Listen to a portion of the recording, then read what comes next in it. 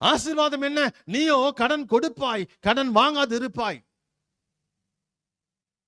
நாம் இன்னும் ஆசீர்வாதிக்கப்பட்ட வாழ்க்கைக்குள்ளே கடந்து வரல. கர்த்தர் நடத்துவார் என்கிற அந்த விசுவாசத்துல இன்னும் நீங்கள் கடந்து வரல. நாங்கள் ஆராதிக்கிற எங்கள் தேவன் எங்களை நடத்துவார் அப்படிங்கிற விசுவாசத்துல இன்னும் நீங்கள் கடந்து வரல. நாங்கள் ஆராதிக்கிற தேவன் எங்களை தப்புவித்தாலும் சரி, தப்புவிக்காமல் போனாலும் சரி அப்படிங்கிற அந்த அனுபவத்துக்குள்ள நீங்கள் இன்னும் கடந்து வரல. காரணம் விசுவாச குறைவு. விசுவாசத்துல பூரணம் உங்களுக்குள்ளே இல்லை. அந்த பூரணமான விசுவாசம் இருந்தால்தான் அந்த பூரணமான அந்த நகரத்துக்குள்ளே நாம் பிரவேசிக்க முடியும். அல்லேலூயா, அல்லேலூயா.